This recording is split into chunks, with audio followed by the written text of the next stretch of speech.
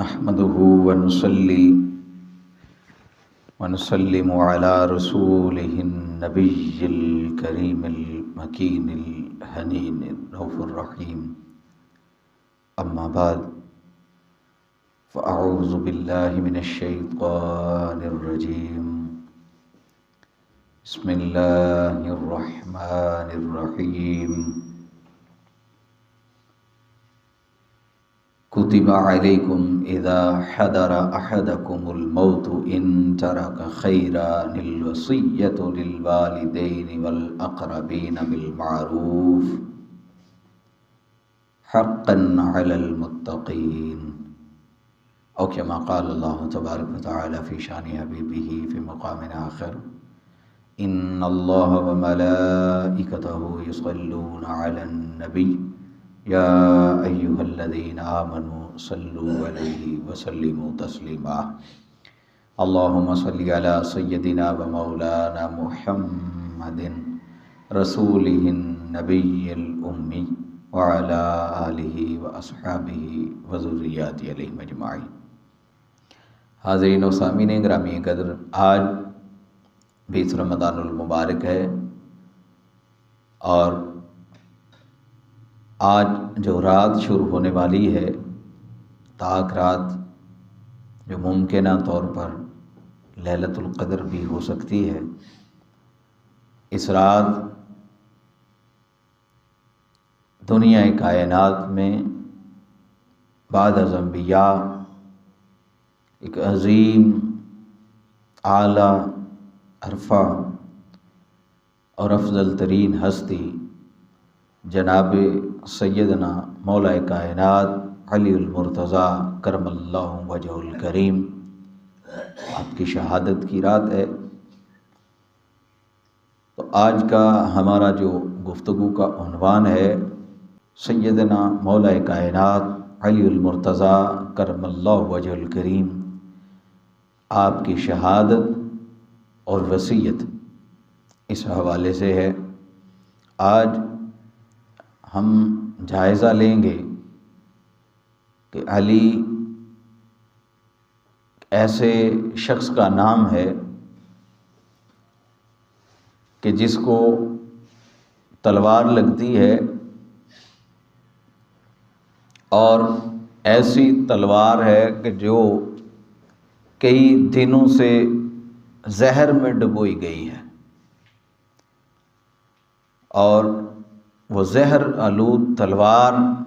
علی کو لگتی ہے، سر میں وہ لگتی ہے اور پیشانی تک وہ تلوار اترتی ہے. لیکن اس کے باوجود علی ایک ایسے فرد کا نام ہے کہ جو ہوش نہیں کھوتا. علی ایک ایسا فرد ہے کہ جو اتنے بڑے زخم کے باوجود ہوش نہیں کھوتا. علی ایک ایسے فرد کا نام ہے کہ جو اتنے بڑے سانحہ کے باوجود صبر، تحمل اور بردباری کا علم اپنے ہاتھ سے نہیں چھوڑتا. علی ایک ایسے فرد کا نام ہے کہ جو اتنے بڑے حملے کے باوجود اور زخم کے باوجود، ممکنہ شہادت کے باوجود، عدل اور انصاف کا دامن اپنے ہاتھ سے نہیں چھوڑتا. علی ایک ایسا فرد ہے کہ اپنی ممکنہ موت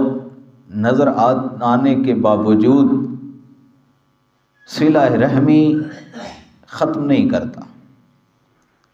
علی ایک ایسا وجود ہے کہ اپنی ممکنہ شہادت نظر آتے ہوئے پھر بھی اپنے قاتل کے لیے ایک نرم گوشہ رکھتا ہے. علی ایک ایسا فرد ہے، علی ایک ایسے فرد کا نام ہے کہ جب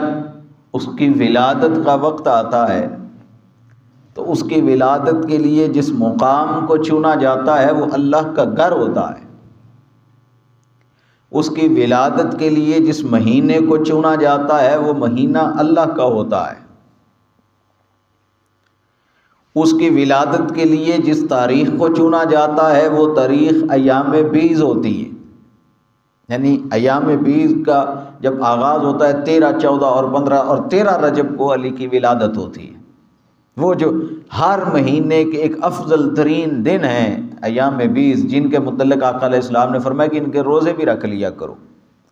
آقا علیہ السلام خود ان دنوں کے روزے رکھتے، ہر چاند کی 13، 14 اور 15 تاریخ۔ تو علی کی ولادت کے لیے جس تاریخ کو چنا گیا وہ تاریخ بھی ہر مہینے افضل تاریخ 13 رجب۔ پھر علی کی ولادت کے بعد جب اس کی پرورش کا لمحہ آتا ہے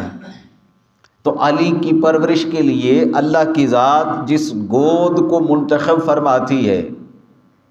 وہ گود سرور انبیاء اور تاجدار نبوت صلی اللہ علیہ وسلم کی ہوتی ہے۔ علی کی جب آنکھ کھلتی ہے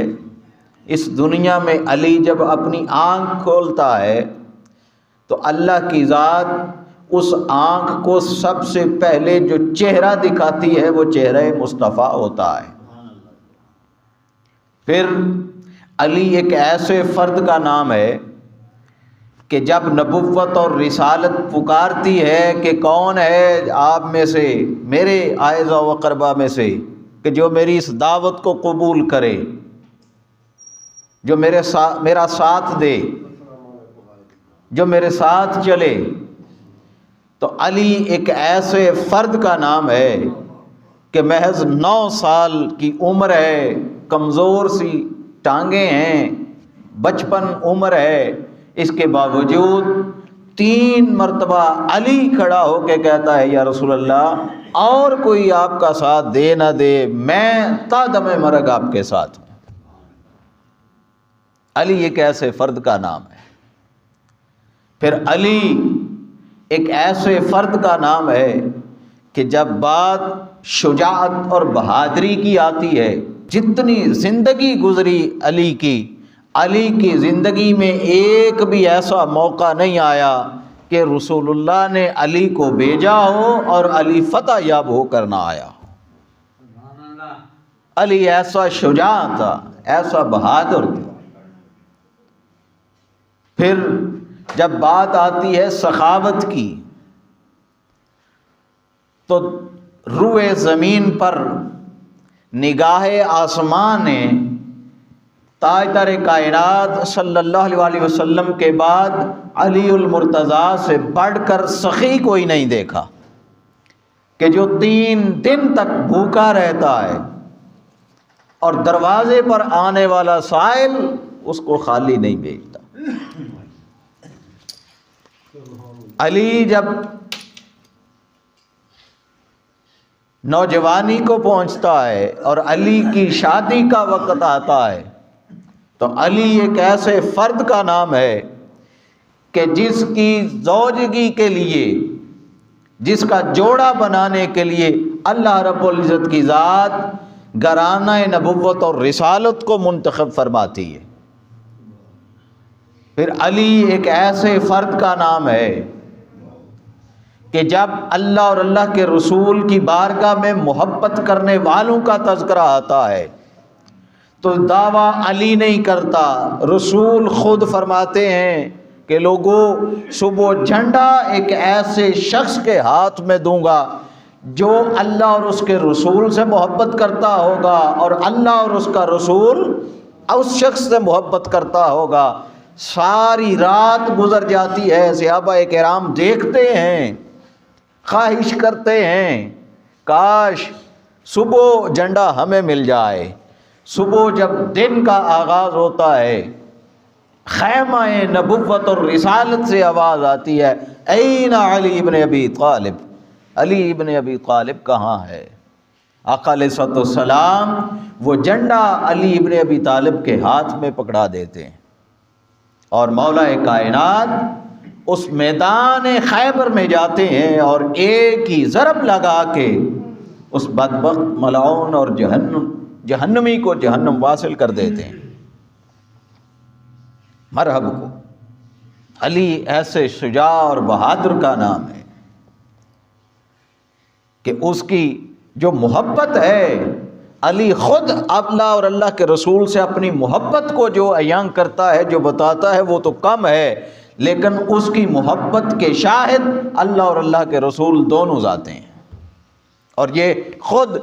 زبان رسالت سے اس چیز کی شہادت ہے کہ علی وہ شخص ہے کہ جو اللہ اور اس کے رسول سے محبت کرتا ہے، اور علی ہی وہ شخص ہے کہ اللہ اور اس کا رسول بھی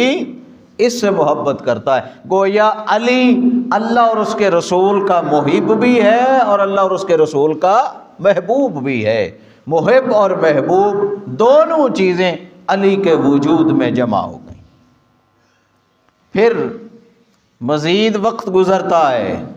آقا علیہ الصلوۃ والسلام مولا کائنات کو ایک فریضہ دیتے ہیں کہ علی جاؤ یمن کی طرف، آپ کو قاضی بنایا ہے، فیصلے کرنا۔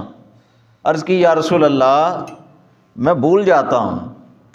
میرے اندر اتنی طاقت اور قوت نہیں ہے کہ میں فیصلہ کر سکوں۔ آقا علیہ الصلوۃ والسلام اپنا نبوت اور رسالت والا دست مبارک مولا علی المرتضیٰ کے سینہ پر اور آپ کے قلب پر رکھتے ہیں، مس کرتے ہیں۔ پھر مولا کائنات فرماتے ہیں کہ وہ دن اور آج کا دن مجھے کبھی بھی دو چیزوں کے درمیان فیصلہ کرتے ہوئے پریشانی کا سامنا ہی نہیں ہوا۔ علی اس شخص کا نام ہے کہ جس نے ڈائریکٹ فیض نبوت اور رسالت کو حاصل کیا ہے۔ پھر جب بات آتی ہے علم کی تو علی خود اپنے علم کا دعویٰ نہیں کرتا، علی اپنے علم کا دعویٰ دار نہیں بنتا، اس کے علم کا اظہار وہ بھی زبان نبوت اور رسالت سے ہوتا ہے کہ انا مدینۃ العلم وعلی بابھا، کہ لوگوں میں علم کا شہر ہوں، علی اس کا دروازہ ہے۔ جو شہر علم اور حکمت میں داخل ہونا چاہے اسے چاہیے کہ وہ دروازہ جو علم ہے اس دروازے سے گزر کے آئے۔ یہ علی ہے۔ پھر علی جس طرف جاتا ہے، علی دعویٰ نہیں کرتا بلکہ زبان نبوت اور رسالت سے بتایا جاتا ہے کہ لوگوں جس طرف علی جا رہا ہے حق اسی طرف ہے۔ الحق مع علی والعلی مع الحق، کہ حق علی کی طرف ہے، علی حق کی طرف ہے۔ پھر علی جب قرآن کی تلاوت کرتا ہے، پھر زبان نبوت اور رسالت سے بتایا جاتا ہے کہ بھئی یہ تلاوت تو علی کر رہا ہے، لیکن حقیقت یہ ہے القرآن مع العلی والعلی مع القرآن، علی اور قرآن کبھی جدائی نہیں ہوئے، ہمیشہ قرآن علی کے ساتھ رہتا ہے اور علی ہمیشہ قرآن کے ساتھ رہتا ہے، حتیٰ کہ حوض کوثر پر یہ دونوں میرے پاس اکٹھے آ جائیں گے۔ علی ایک ایسے شخص کا نام ہے کہ جس کا زندگی کا ایک لمحہ بھی قرآن اور سنت مصطفیٰ صلی اللہ علیہ وآلہ وسلم کی تعلیمات کے برعکس نہیں گزرتا۔ پھر علی جب میدان جہاد میں جاتا ہے تو دشمن کی صفوں کو چیر کے رکھ دیتا ہے۔ علی جب علم دینے پر اور علم بانٹنے پر آتا ہے تو پھر محض 3 دن میں جو ہے علوم کی عربی علم کی ماں صرف اور نحو، محض 3 دن میں وہ قواعد اور ضوابط اور علم 3 دن میں مولا کائنات اس امت کے حوالے کر دیتے ہیں۔ اور وہ ایسا علم ہے کہ 1400 سال گزر گئے، آج تک وہ جو علم اس وقت علی نے دیا تھا آج تک دنیا اس کی تحقیق میں لگی ہوئی ہے، آج تک ہر مدرسے میں وہ پڑھایا جاتا ہے، آج تک ہر جامعہ کا وہ سلیبس ہوتا ہے، نصاب ہوتا ہے، اور ہر شخص نئے سے نئے اس کے قواعد بتاتا رہتا ہے صرف اور نحو کے۔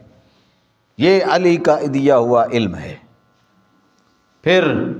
وہی علی، آج چونکہ ہمارا موضوع آپ کی شہادت کے حوالے سے ہے اور آپ کی وصیت کے حوالے سے ہے، تو یہ ایک میں نے تعارف کروایا مولا کائنات کرم اللہ وجہ الکریم کا کچھ ٹوٹے پھوٹے الفاظ کے ساتھ کہ علی کون سی شخصیت ہے۔ اللہ کی ذات نے ارشاد فرمایا سورہ البقرہ کی آیت نمبر 180 جو میں نے تلاوت کرنے کا شرف حاصل کیا، اللہ کی ذات نے فرمایا کتب علیکم اذا حضر احدکم الموت ان ترک خیرا الوصیۃ للوالدین والاقربین، تم پر اہل ایمان تم پر فرض کیا جاتا ہے کہ تم جب دیکھو کہ تم موت کے قریب جا رہے ہو، موت کو قریب آتا دیکھو، تو تم پر یہ فرض کر دیا گیا ہے کہ اگر تم نے اپنے پیچھے کوئی مال چھوڑا ہے تو اس کی وصیت کر کے جاؤ۔ اگر تم نے کچھ مال و اولاد کو چھوڑا ہے تو وصیت کر کے جاؤ۔ کس کے نام؟ فرمایا للوالدین، اپنے والدین کے نام اس کی وصیت کرو، والاقربین، پھر جو اپنے اعزا و اقربا ہیں ان کے نام وصیت کر کے جاؤ کہ بھئی میرے بعد جو میری جائیداد ہے، جو میری وراثت ہے، جو میرا مال ہے، جو میری اولاد ہے، کس کس طرح یہ زندگی گزاریں گے اور میرا مال کس کس طرح تقسیم ہوگا یا کس کس کو بانٹا جائے گا، یہ سارا اپنے بعد اپنی اولاد کو یا اپنے اعزا و اقارب کو، اپنے رشتہ داروں کو ایک لائحہ عمل بتا کر جانا۔ اللہ کی ذات نے فرمایا یہ چیز، یہ وصیت نامہ، یہ آپ کے لیے فرض کر دیا گیا ہے، یہ آپ پر فرض ہے کہ آپ نے وصیت کر کے جانا ہے بالمعروف، اور وصیت بھی کوئی تلخی والی نہیں کرنی بلکہ اچھی نیک اور بھلی وصیت کرنی ہے۔ باری تعالیٰ کیوں فرمایا حقاً علی المتقین، جو متقی ہونے کا دعوے دار ہے نا، جو کہتا ہے میں بڑا پرہیزگار ہوں، میں اللہ کا قرب پانے والا ہوں، میں اس کا بڑا قریب ہوں، تو یہ ہر اس متقی کا حق ہے، اس پر لازم ہے کہ یہ متقین لوگ ہیں، انہوں نے یہ کام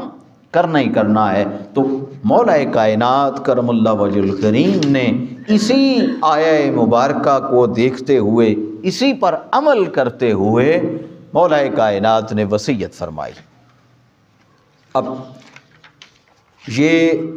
جو مولا کائنات کرم اللہ وجہ الکریم کی وصیت ہے، اس کو امام طبری نے، ابن جریر طبری نے اپنی تاریخ طبری میں لکھا ہے۔ یہ ابن جریر طبری بھی دو قسم کے ہیں، ایک طبری ہے اہل تشیع کا، ایک جریر طبری ہے اہل سنت کا۔ یہ جس کی میں کتاب سے وصیت پڑھ رہا ہوں یہ اہل سنت کے ابن جریر طبری ہیں۔ پھر امام احمد بن حنبل نے فضائل صحابہ میں اس کو لکھا ہے، پھر امام ابن سعد نے اپنی کتاب الطبقات میں لکھا ہے، پھر اسی طرح اس کو مزید الاستیاب میں لکھا گیا، پھر امام البانی نے بھی اس کو صحیح کہا ہے، پھر امام ابن حبان نے اپنی صحیح میں اس کو لکھا ہے، پھر امام نسائی نے سنن الکبریٰ میں اس کو لکھا ہے۔ یہ ساری کتابوں میں یہ مولا کائنات کرم اللہ وجہ الکریم کی وصیت موجود ہے، اور سب سے بڑھ کر یہ نہج البلاغہ میں موجود ہے۔ نہج البلاغہ کا میں حوالہ آخر میں اس لیے دے رہا ہوں، پہلے اس لیے نہیں دیا کہ پہلا نہج البلاغہ کا نام سنتے ہی کوئی یہ شخص یہ نہ کہے کہ یہ تو اہل تشیع کی کتاب ہے، یہ شیعہ کی کتاب ہے اور اس کا حوالہ ہے، یہ وہاں سے وصیت پڑھ، نہیں، سب سے پہلے یہ میں نے اہل سنت کی آپ کو کتابیں بتا دیں، اور آخر پہ نہج البلاغہ کا حوالہ ہے کہ اس میں بھی یہ موجود ہے۔ اب مولا کائنات کرم اللہ وجہ الکریم آپ کو جب زخم لگتا ہے اور آپ دیکھتے ہیں کہ اب میری شہادت وہ ممکن ہے، اب متوقع ہے کہ میں موت کی وادی میں چلا جاؤں، تو مولا کائنات کرم اللہ وجہ الکریم نے اپنے بیٹے محمد بن حنفیہ رضی اللہ تعالیٰ عنہ ان کو بلایا اور وصیت لکھوانی شروع کی۔ حضرت امام حسن اور امام حسین دونوں آپ کے پاس موجود تھے۔ آپ نے فرمایا بسم اللہ الرحمن الرحیم، یہ علی ابن ابی طالب کی وصیت ہے۔ الفاظ کو ذرا غور سے سنیے گا، غور سے سنیے گا کہ مولا کائنات کے الفاظ کیا ہیں۔ اس لمحے آپ کی یادداشت کا عالم کیا ہے، آپ کے صبر اور تحمل کا عالم کیا ہے، آپ کے ایمان اور اسلام پر قائم رہنا، آپ کی استقامت، اس کی مثال ہے اس میں کہ وہ لمحہ کہ جب تلوار سر پر لگی ہے اور وہ پیشانی تک اتری ہے اور پھر وہ زہر آلود بھی ہے، موت سامنے نظر آ رہی ہے، لیکن اس کے باوجود مولا کائنات کرم اللہ وجہ الکریم اپنی ذات کو چھوڑ کے اپنی اولاد کو اور پھر آئندہ امت مسلمہ آنے والے امت مسلمہ کو کیا تبلیغ فرما رہے ہیں اور کیا وصیت فرما رہے ہیں۔ سب سے پہلے آپ نے اللہ رب العزت کی ذات کی وحدانیت اور اس کی توحید کی شہادت دی، پھر آقا علیہ الصلوۃ والسلام کی نبوت اور رسالت کی شہادت دیتے ہیں، پھر دین اسلام کی بات کرتے ہیں کہ اللہ کی ذات نے اس دین کو غالب کر دیا ہے، پھر فرمایا کہ میرا جینا قل ان صلاتی و نسکی و محیایا، یہ آیہ مبارکہ تلاوت کی، پھر فرمانے لگے اے میرے بیٹے حسن، سب سے پہلی جو میری وصیت ہے یاد رکھنا کہ اللہ رب العزت کی ذات کا تقوی اختیار کرنا، ہمیشہ اس سے ڈرتے رہنا، پرہیزگار رہنا، اس کا تقوی اختیار کرنا۔ پھر فرمایا کہ تم تقوی میں اتنے آگے چلے جاؤ، پختہ ہوتے چلے جاؤ اور اتنے استقامت کے ساتھ تقوی پر قائم رہو کہ جب تمہیں موت آئے تو بحالت اسلام اور بحالت ایمان تو اللہ کے حضور پیش ہو۔ یہ مولا کائنات کی پہلی وصیت ہے اپنے بیٹے کے لیے۔ پھر فرمایا کہ دوسری بات کہ کبھی بھی آپس میں جدا نہ ہونا، ٹکڑے ٹکڑے نہ ہونا، اللہ کی رسی کو مضبوطی سے تھامے رکھنا، آپس میں اختلاف نہ کرنا۔ میں نے رسول اللہ صلی اللہ علیہ وسلم کو یہ فرماتے ہوئے سنا ہے، ان صلاح ذات البین افضل من عامۃ الصلاۃ والصیام، سب سے افضل ترین جو عمل ہے وہ باہمی تعلقات کو ٹھیک رکھنا ہے، اور یہ نماز اور روزے سے بھی افضل عمل ہے کہ آپس کے جو تعلقات ہیں ان کو بہتر رکھنا، آپس میں تفرقہ نہ کرنا، اختلاف نہ کرنا، باہمی اچھے تعلقات کو رکھنا، یہ نماز اور روزے سے افضل ہے۔ تو مولا کائنات نے اس کو فرمایا کہ میں نے رسول اللہ کو یہ فرماتے ہوئے سنا ہے، اپنے نانا کے اس فرمان پر عمل کرنا۔ پھر آقا علیہ الصلوۃ والسلام کی حدیث بیان فرما کے مولا کائنات فرمانے لگے کہ اے میرے بیٹے، ہمیشہ صلہ رحمی کرنا، لوگوں کے ساتھ اچھا سلوک کرنا۔ جب تو لوگوں کے ساتھ اچھا سلوک کرے گا، اللہ کی ذات تیرا محاسبہ آسان کر دے گی۔ تو جو قیامت والے دن حساب کتاب دے گا، اللہ کی ذات اس دنیا میں نرمی اور صلہ رحمی کی بدولت وہ آخرت کا تیرا جو حساب ہے اس کو آسان کر دے گی۔ پھر فرمایا یتیموں کے بارے میں ہمیشہ اللہ سے ڈرتے رہنا، ان کا حق نہ مارنا، اور کبھی بھی ان کو دینے سے رک نہ جانا، اور کبھی ایسا نہ ہو کہ تم اس دنیا میں موجود ہو اور کسی یتیم کی بھوک کی وجہ سے روح نکل جائے، اس کی جان بھوک کی وجہ سے چلی جائے، کبھی ایسا نہ ہو۔ اور اپنے پڑوسیوں کے بارے میں اللہ سے ڈرتے رہنا، ہمسایوں کا حق ادا کرنا۔ ہم نے اپنے نبی مکرم صلی اللہ علیہ وسلم سے پڑوسیوں کے متعلق اتنے حقوق سنے اور اتنے فرمان سنے کہ ہمیں لگا کہ کہیں ایسا نہ ہو جائے کہ رسول اللہ صلی اللہ علیہ وسلم ہمسایوں کو ہماری وراثت میں شریک کر دیں، ہماری جائیداد میں شریک کر دیں، کہیں ایسا نہ ہو جائے۔ ہمیں یہ خوف ہونے لگا، اتنا آقا علیہ الصلوۃ والسلام نے ہمسایوں کے متعلق فرمایا۔ پھر فرمانے لگے کہ قرآن کریم کے بارے میں اللہ سے ڈرتے رہنا، اس پر عمل کرتے رہنا، اور کوشش کرنا کہ جو عمل ایک کر رہا ہے تو اس سے بڑھ کر عمل کرے، کوئی جتنا زیادہ عمل کر رہا ہے تو اس سے بھی زیادہ عمل کرے، سبقت لیتے رہنا۔ پھر نماز کے بارے میں اللہ سے ڈرتے رہنا، کبھی بھی نماز کو ترک نہ کرنا، یہ دین کا ستون ہے۔ پھر خانہ کعبہ کے بارے میں اللہ سے ڈرتے رہنا، کبھی اس گھر کا طواف اور اس کا سفر نہ چھوڑنا، زندگی بھر اس کی طرف سفر کرتے رہنا۔ اگر تم نے خانہ کعبہ کو چھوڑ دیا تو پھر اس کی دیکھ ریکھ نہیں ہو سکے گی، کون ہے جو کعبہ کو آباد کرے گا؟ پھر فرمانے لگے کہ جہاد فی سبیل اللہ کے بارے میں اللہ سے ڈرتے رہنا، کبھی ایسا نہ ہو کہ دنیا کی کوئی چیز وہ تمہارے ذہن میں آ جائے، تمہارے رستے میں رکاوٹ بن جائے اور تم جہاد سے پیچھے ہٹ جاؤ۔ کبھی جہاد سے پیچھے نہ ہٹنا، ہمیشہ جہاد کرتے رہنا۔ پھر زکوٰۃ کے بارے میں بھی حکم دیا، فرمایا اللہ سے ڈرتے رہنا، زکوٰۃ ادا کرتے رہنا، اس لیے کہ زکوٰۃ اللہ کے غصے کو ٹھنڈا کر دیتی ہے۔ زکوٰۃ ہمیشہ وقت پر ادا کرتے رہنا۔ پھر فرمایا جو جن کو تمہارے نبی اور نانا صلی اللہ علیہ وسلم نے ذمہ بنایا ہے، یعنی وہ جو اسلامی ریاست میں غیر مسلم ہیں، عیسائی ہیں، یہود ہیں، آقا علیہ السلام نے فرمایا ان ذمیوں کے بارے میں بھی اللہ سے ڈرنا، کبھی ان کی حق تلفی نہ کرنا، ان پر ظلم نہ کرنا۔ کہیں ایسا نہ ہو کہ تم زندہ ہو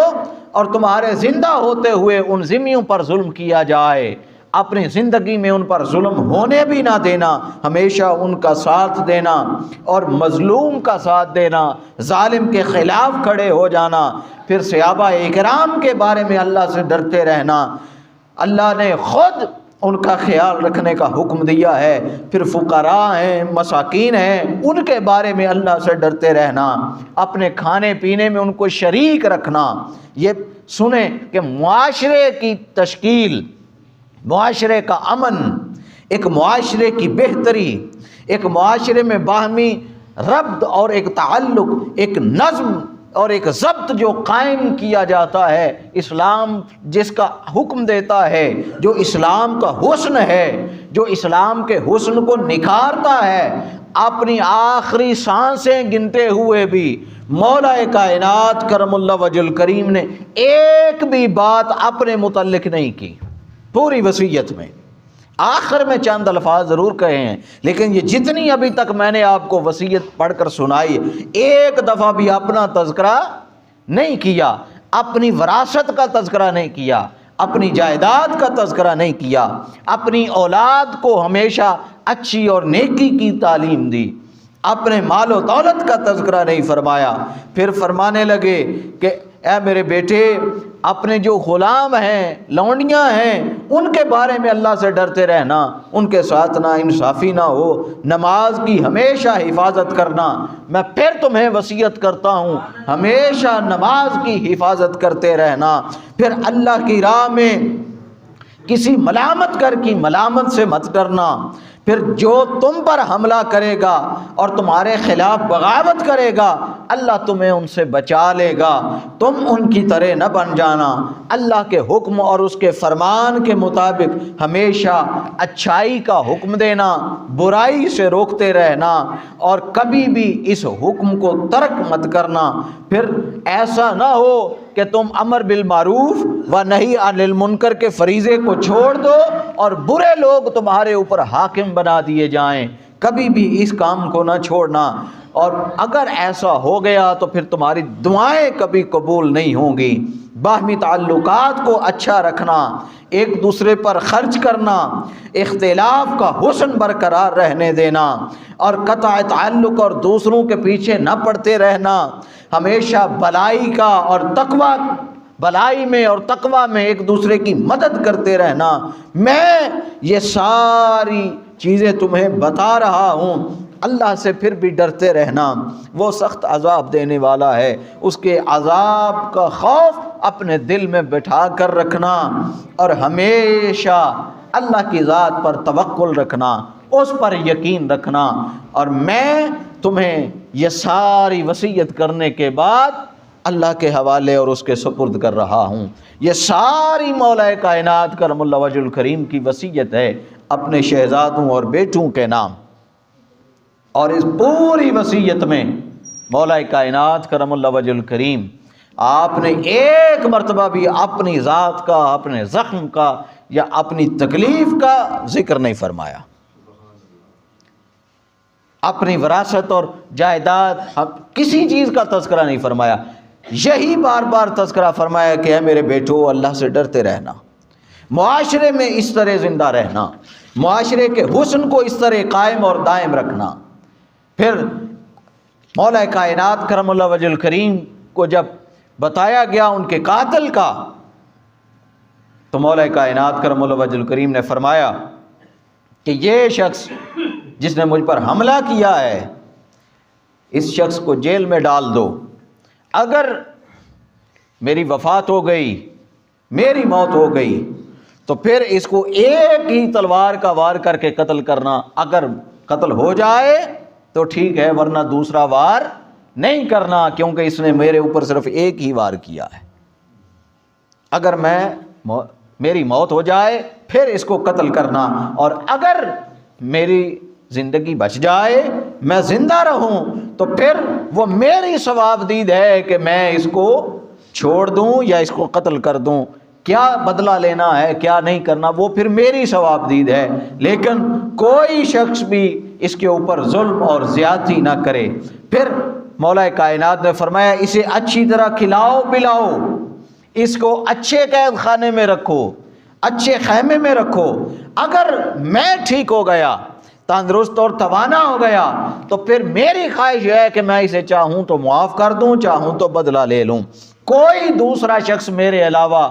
اس میرے قاتل کو اور اس حملہ کرنے والے کو نقصان نہ پہنچائے۔ آج ہمیں کوئی تکلیف دے، کیا ہمارا ظرف اتنا ہے؟ کیا ہماری برداشت، ہمارا تحمل اور ہمارا صبر اتنا ہے؟ ہم تو چاہیں گے کہ اس کے خاندان کا بھی تہس نہس پھیر کے رکھ دیں، اور ادھر مولا کائنات کا دیکھیں عمل کیا ہے۔ علی اس شخص کا نام ہے، علی اس ایسا جری ہے، علی ایسا شجاع اور بہادر ہے کہ علی کو جس نے تکلیف دی، علی اس کے بارے میں بھی کہہ رہا ہے، وصیت کر رہا ہے کہ لوگوں میری وجہ سے اس کو تکلیف نہ دینا، میری موت ہو گئی، شہادت ہو گئی، تو پھر ایک ہی وار کر کے اس کو قتل کرنا، ورنہ بچ گیا تو پھر میں جانوں اور یہ جانے، اس کو کھلاؤ پلاؤ اچھا۔ پھر جب زخم ہو لگا اور آپ گر گئے تو آپ کے بیٹے آپ کے لیے شربت لے کر آئے اور عرض کرنے لگے بابا جان، اے امیر المومنین، یہ تھوڑا سا پانی ہے، شربت ہے، اس کو نوش فرما لیں تو آپ کی طبیعت بہتر ہو۔ آپ نے فرمایا وہ جس نے مجھ پر حملہ کیا ہے وہ بڑا گھبرایا ہوا ہے، کسی نے اس کو جا کے پانی پلایا ہے؟ عرض کی نہیں حضور ابھی تک نہیں۔ فرمایا نہیں، وہ زیادہ گھبرایا ہوا ہے، میری زندگی موت کا تو پتہ نہیں، وہ زیادہ گھبرایا ہے، اس کا زیادہ حق ہے، پہلے جا کے پانی اسے پیش کرو۔ یہ علی ہے کہ اپنے قاتل کو پہلے پانی پیش کر رہے ہیں، شربت ہے یا دودھ ہے، جو بھی مشروب لایا گیا وہ مشروب اپنے قاتل کو پیش کر رہے ہیں۔ پھر فرمانے لگے امام حسن مجتبیٰ سے کہ اے میرے بیٹے، اس کا مسئلہ نہ کرنا، ایسا نہ ہو کہ میرے قتل کے بعد، میری موت کے بعد تم مسلمانوں کے خون سے ہولی کھیلتے پھرو اور شور کرتے پھرو کہ امیر المومنین قتل ہو گئے، امیر المومنین قتل ہو گئے۔ خبردار کوئی شخص بھی افراتفری نہ مچائے، میرے قتل کے بدلے میں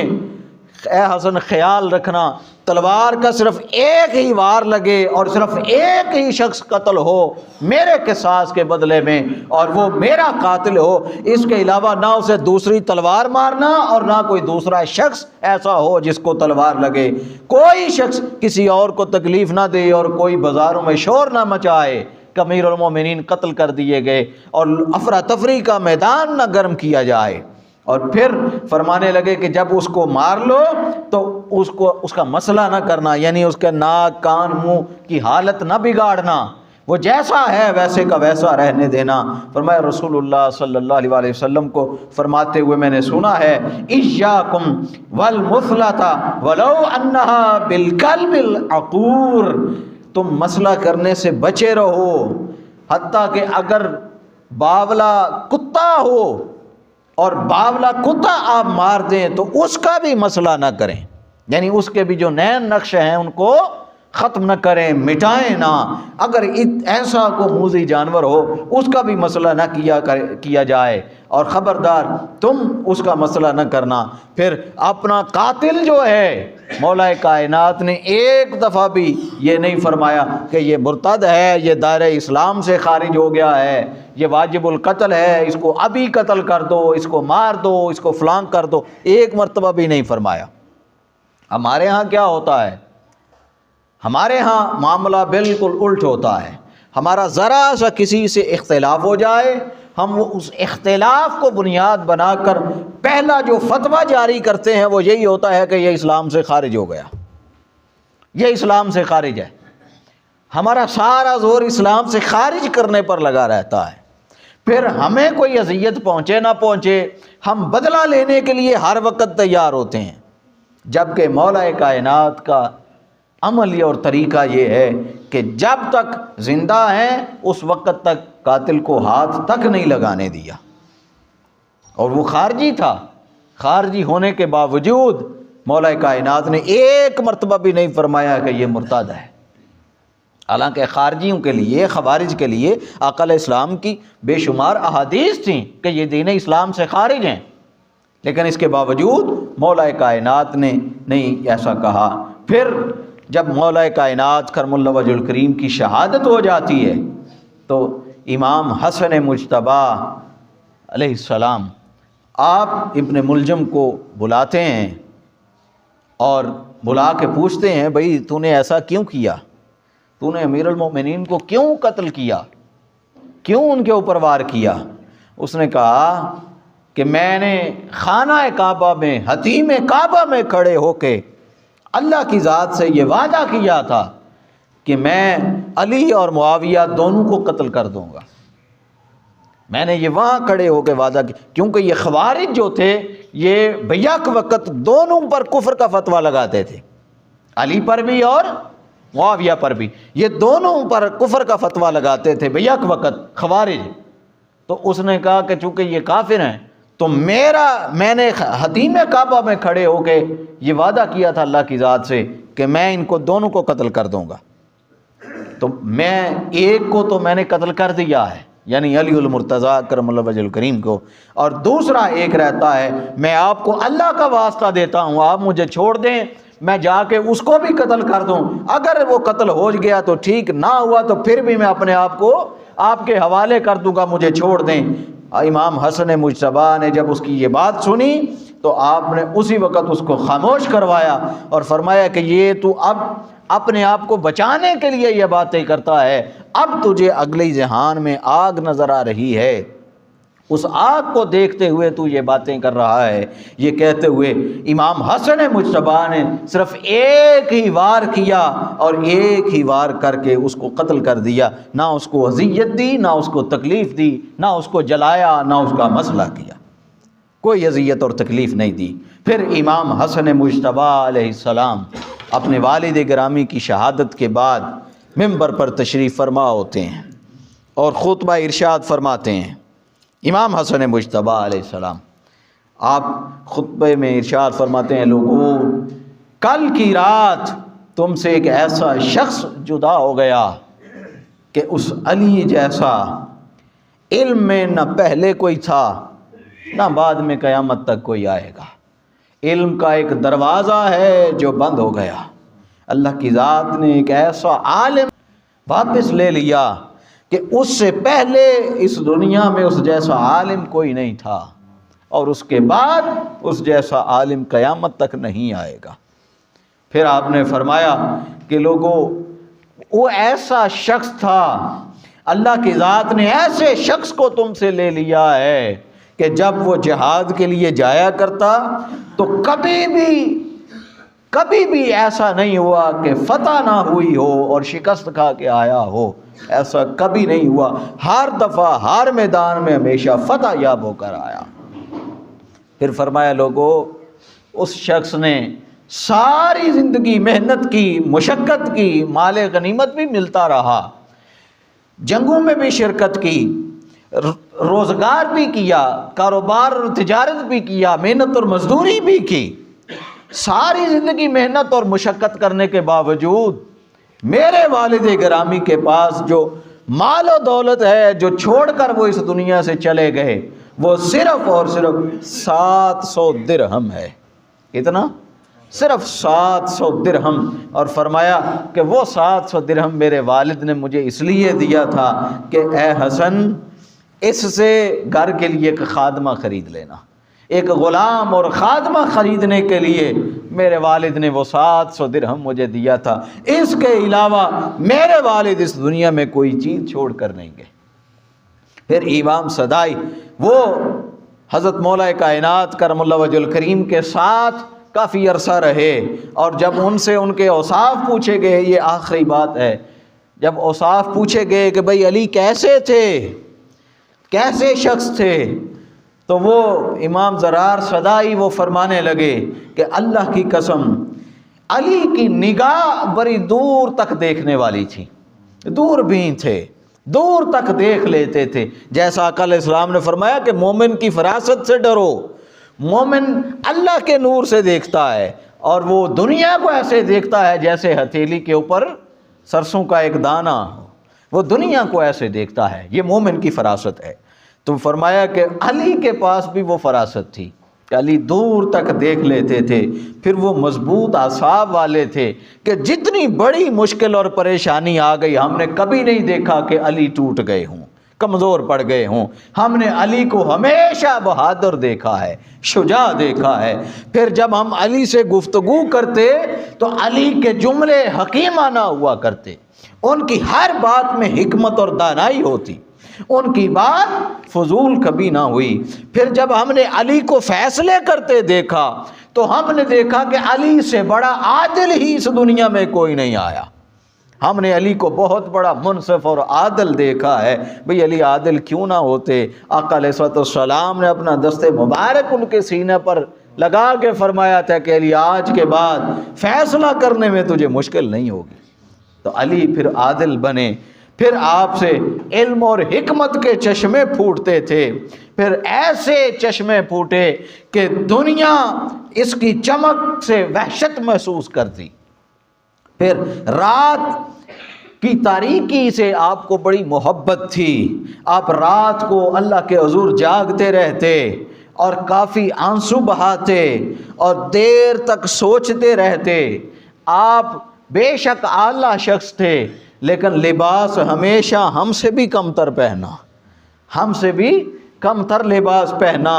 اور کبھی بے شک اچھا کھانا کھا سکتے تھے لیکن ہم سے بھی زیادہ معمولی کھانا کھایا، ہم جیسا اچھا کھانا بھی علی نے کبھی نہیں کھایا۔ پھر فرمایا کرتے کہ جب ہم ہمارے پاس موجود رہتے تو ہماری طرح رہتے، کبھی نہیں جتلاتے تھے کہ میں تمہارا امیر ہوں یا میں اہل بیت ہونے کی حیثیت سے تم سے افضل ہوں، ہمارے ساتھ ہماری طرح رہا کرتے۔ پھر آپ کا عالم یہ تھا کہ جب ہم سوال کرتے تو کھلے چہرے کے ساتھ، وسیع پیشانی کے ساتھ اور وسیع قلب کے ساتھ ہمارے سوالوں کو بھی سنتے اور ان کا جواب بھی دیا کرتے۔ پھر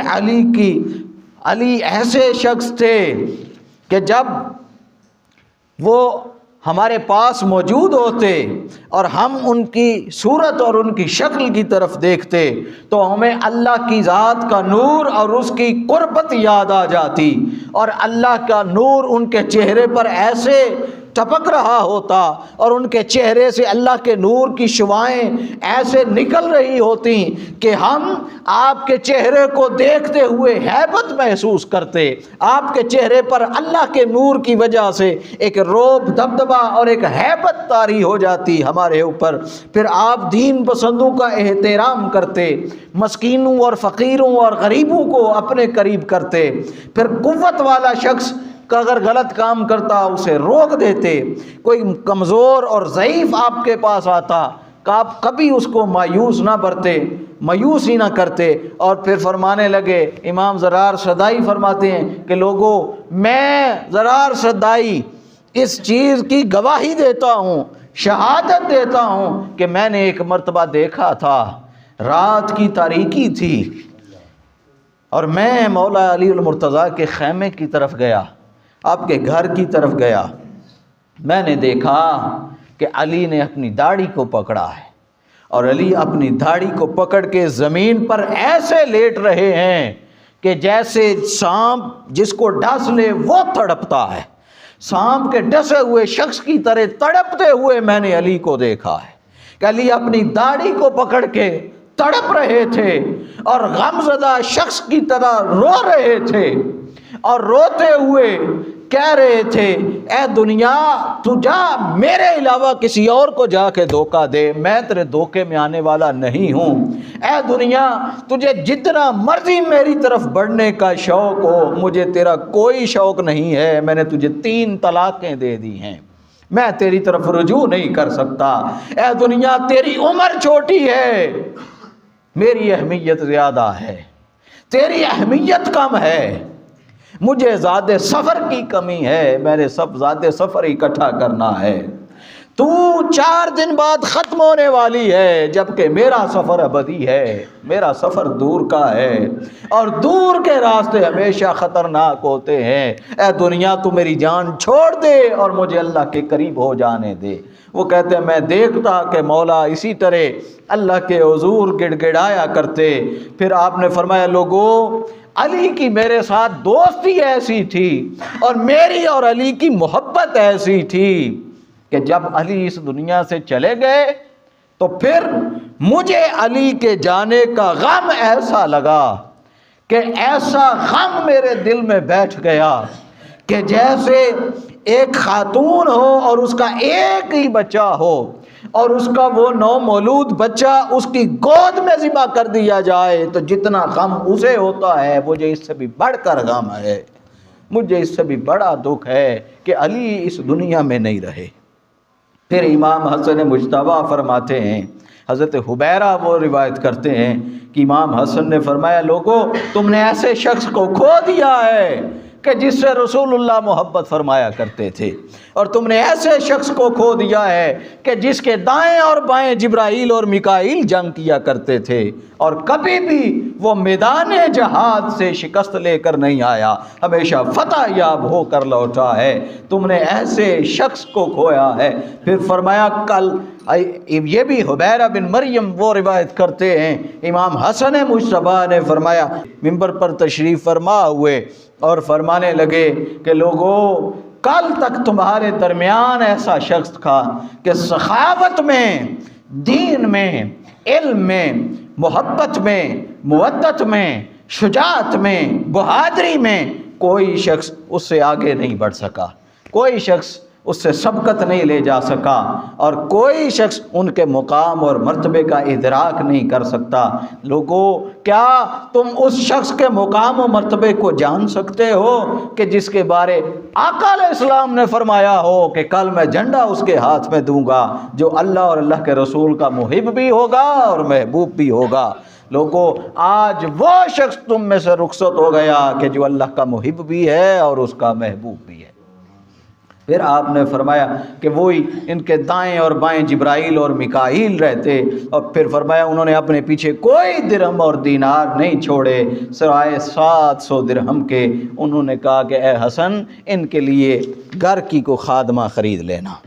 اپنی اولاد کے لیے، اپنے اہل خانہ کے لیے کو خادمہ خرید لینا، اس خادمہ کے لیے 700 درہم چھوڑے۔ لوگوں علی ایک ایسے شجاع کا نام ہے، ایسے بہادر کا نام ہے، اور علی کی جیسے ولادت عظیم ہے علی کی شہادت بھی عظیم ہے کہ جب اللہ کی ذات علی کو اپنے پاس بلاتی ہے تو علی کو پاس بلانے کے لیے جس مہینے کو چنا جاتا ہے وہ مہینہ مہینوں کا سردار ہے۔ پھر جس دن آپ کی شہادت ہوتی ہے وہ دن جمعۃ المبارک دنوں کا سردار ہے، اور پھر جس تاریخ کو آپ کو بلایا جاتا ہے وہ 21 رمضان المبارک تاک رات ہے، یعنی ممکنہ لیلۃ القدر ہے، یعنی وہ رات تمام راتوں سے افضل رات ہے، اور جس گھر میں علی کو بلایا جاتا ہے ولادت علی کی کعبہ میں ہے اور شہادت علی کی مسجد میں ہے، اور علی کی شہادت کے لیے بھی ولادت کے لیے بھی اپنا گھر چنا، اس کی شہادت کے لیے بھی اپنا گھر چنا، وہ گھر کہ جو تمام زمینوں سب سے بہترین زمین ہے، تمام جگہوں میں سے سب سے افضل ترین جگہ ہیں۔ لوگوں، یہ وہ لوگ ہیں، یہ وہ ہستیاں ہیں، ان کے ساتھ جڑ کے ہمارا ایمان اور اسلام سلامت رہ سکتا ہے۔ یہ وہ ہستیاں ہیں، ان کے ساتھ محبت اور مودت کا رشتہ رکھ کے ہمیں بھی کامیابی اور فلاح مل سکتی ہے۔ ان کی تعلیمات پر عمل کرو، ان کے حکم پر عمل کرو،